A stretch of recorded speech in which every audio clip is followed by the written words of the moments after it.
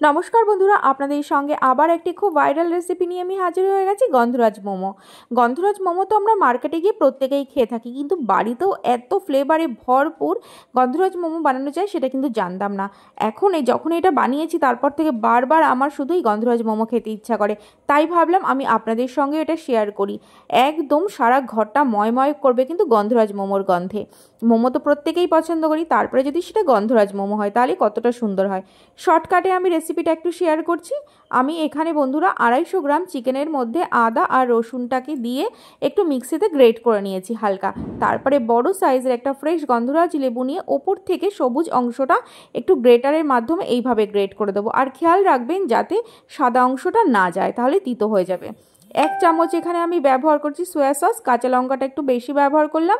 আর এখানে 2টো বড় সাইজের পেঁয়াজ কুচিয়ে দিয়েছি, আর দিয়ে দিয়েছি একটু গাজর গ্রেট করে, এটা অপশনাল।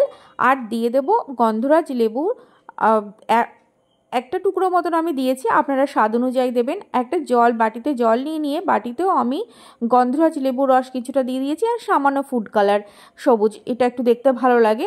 আর আপনারা চাইলে এটা স্কিপ করে যেতে পারেন, কোনো ব্যাপার না। তারপরে এই 3টে উপকরণ যে মিশিয়ে রেখেছিলাম জলে, সেটা দিয়ে সুন্দর করে আমি একটা ময়দার ডো বানিয়ে নেবো। ময়দার ডোটা কিন্তু একটু সফট করবেন, বেশি নরম করবেন না, কিন্তু যেরকম লুচি পরোটা বানাই সেরকম। তারপরে সেটা থেকে আমি এরকম পাতলা সাইজের একটা বড় আকারে রুটি বেলে নিয়েছি। তারপরে বাটির সাহায্যে এইভাবে আমি কেটে নিয়েছি। তাহলে কি হয়, একবারে অনেকগুলো রুটি তৈরি হয়ে যায়, তাহলে মোমোটা তাদের ঝটপট বানানো যায়। আর মোমোর শেপটা অবশ্যই আপনারা আপনাদের ইচ্ছা মতন দেবেন।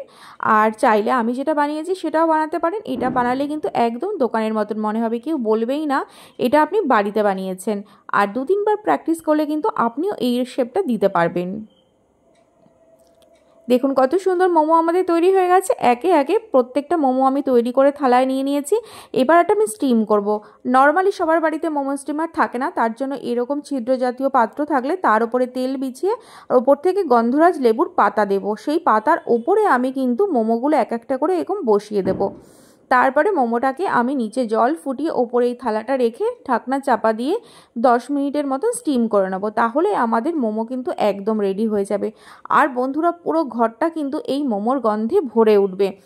কেমন লাগলো ভিডিওটি জানাতে কিন্তু বন্ধুরা একদম ভুলবেন না। যদি ভালো লাগে একটি লাইক কমেন্ট অবশ্যই করে যাবেন।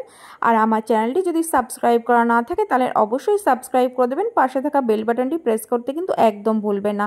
তাহলে বন্ধুরা আবার আসবো কোনো নতুন ভিডিওর সঙ্গে। সুস্থ থাকবেন, ভালো থাকবেন, নমস্কার।